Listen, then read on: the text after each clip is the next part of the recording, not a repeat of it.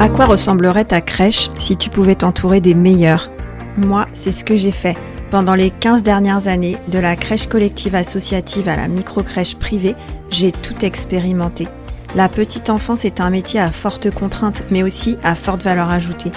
Avec les meilleurs psys, pédiatres, directeurs pédagogiques et les meilleures formations, j'ai pu développer la qualité d'accueil et la qualité de vie au travail. Alors si toi aussi tu es motivé par la qualité, bienvenue dans Référence Petite Enfance, bienvenue dans ton podcast. Bonjour à tous et bienvenue dans cette nouvelle mini-série de Référence Petite Enfance.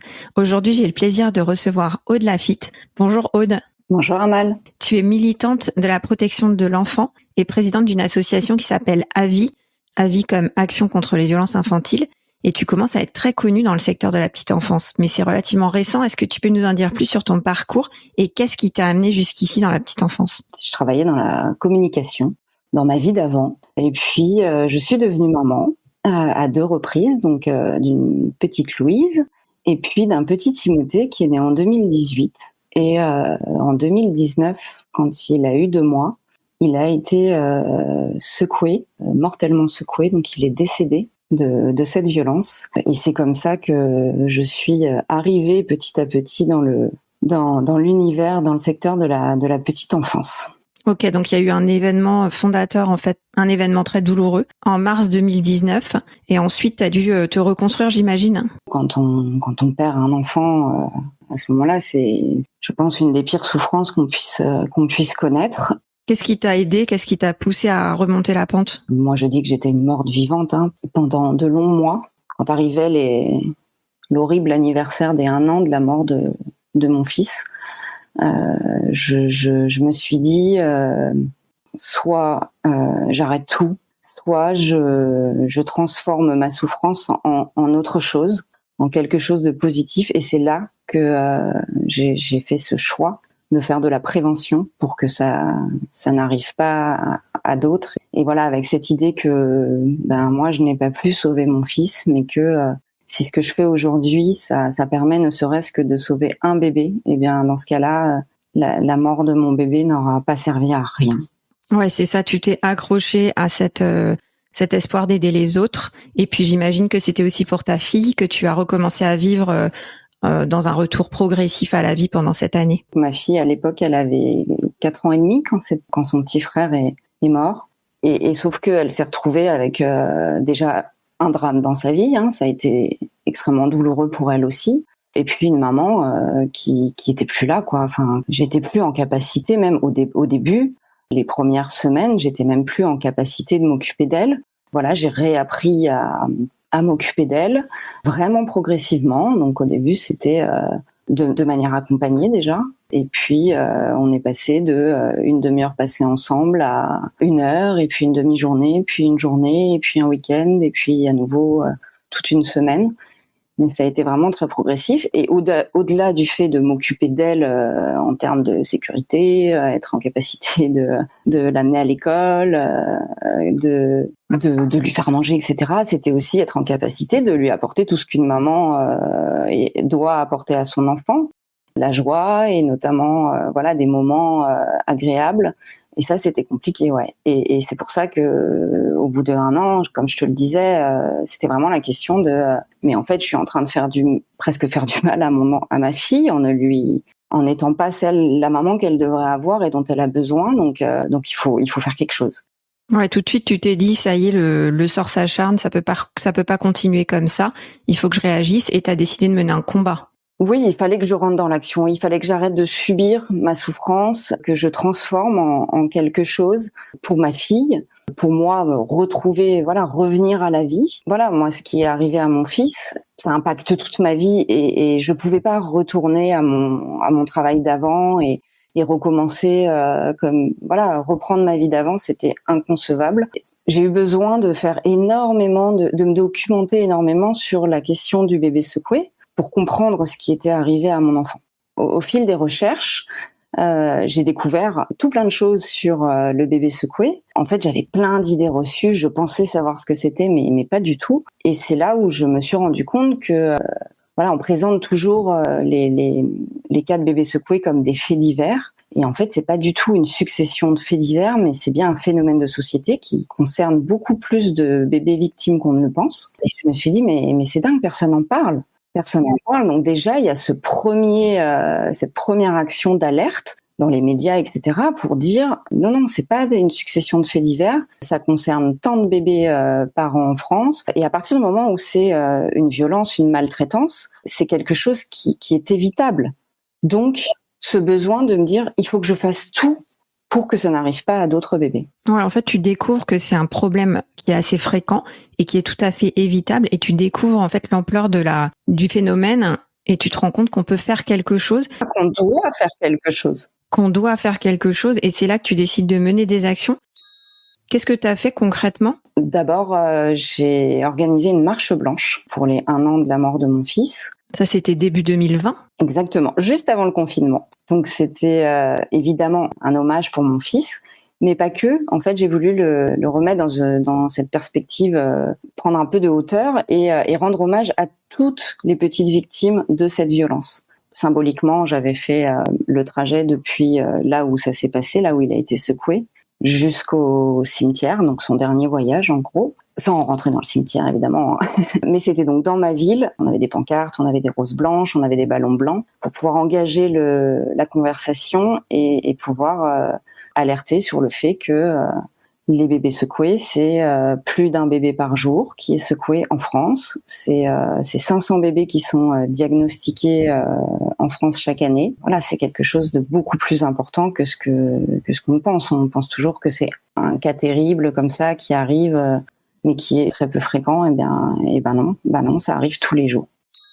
Et à ce moment-là, cette marche blanche, elle t'a permis aussi de prendre la parole dans les médias. T'as été visible. J'ai voulu médiatiser cette marche blanche, donc j'ai effectivement pris la parole. J'ai fait une première vidéo avec 20 minutes où j'ai témoigné et voilà, redonné cette perspective sur un certain nombre d'idées reçues, parce que ça a été mon premier combat. Parler du nombre de bébés secoués, des auteurs, de qui sont ceux qui secouent les bébés, du taux de mortalité aussi et des séquelles, donc du nombre de bébés qui va en mourir de cette violence, ceux qui vont survivre mais avec des séquelles qui vont garder pour la vie entière. Et ça a tout de suite fait écho, parce qu'ensuite t'es passé au maternel, et il y a même Adrien Taquet qui s'est saisi de ton témoignage, qui était ministre à l'époque.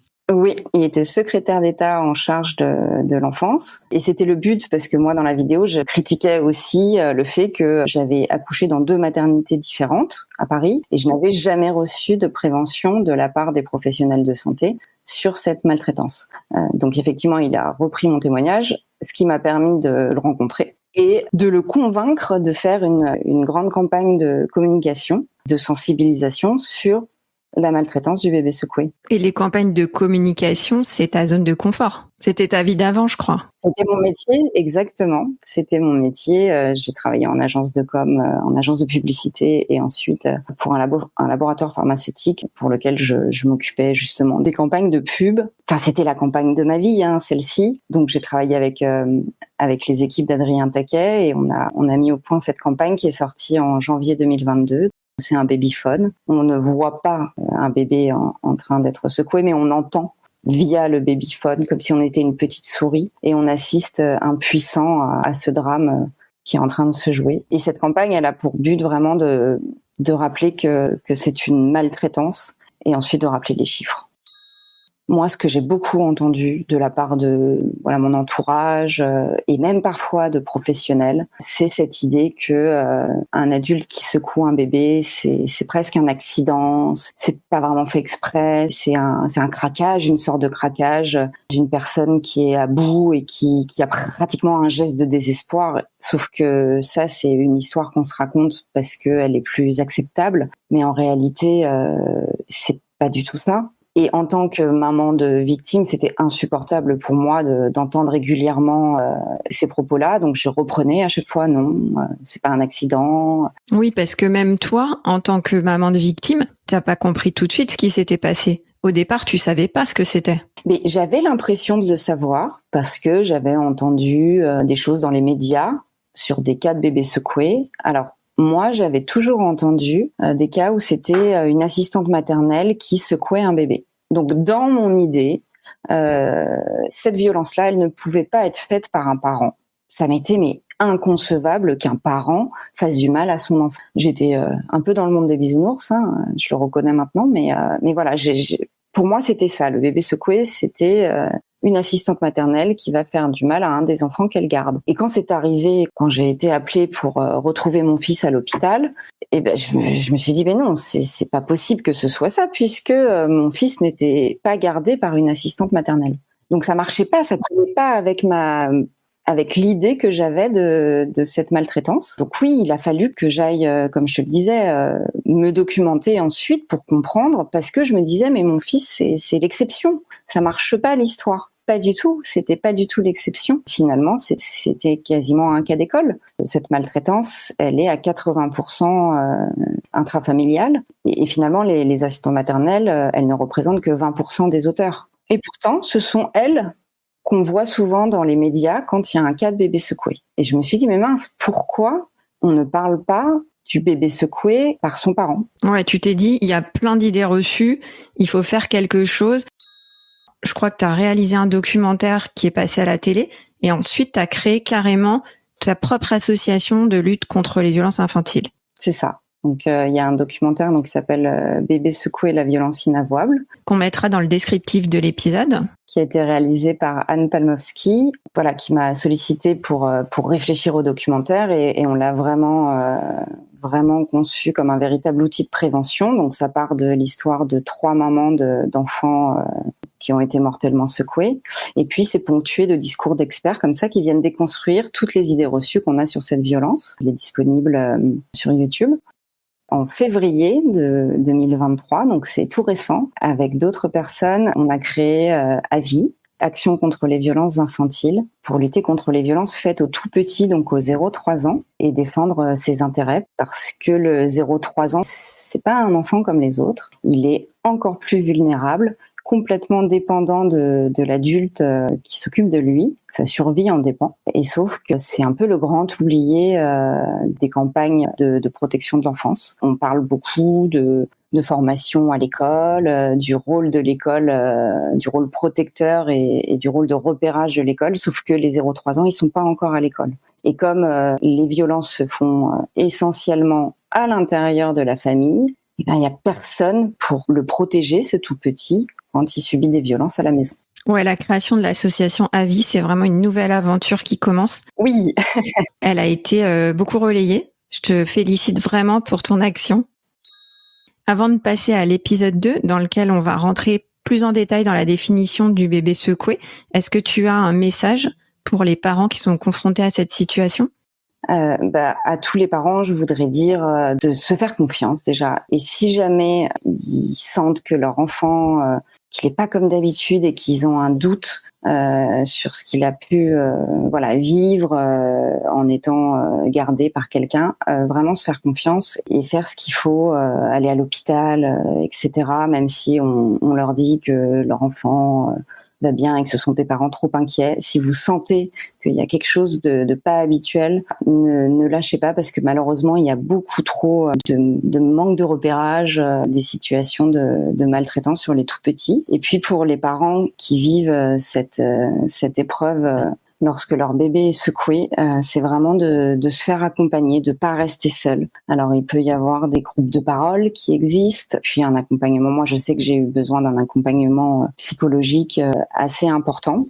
En parler, ne pas rester seul et sortir du tabou des violences intrafamiliales, parce qu'il y a un vrai tabou autour de ce sujet-là. Et puis pour ceux qui auraient envie d'agir, la porte est ouverte.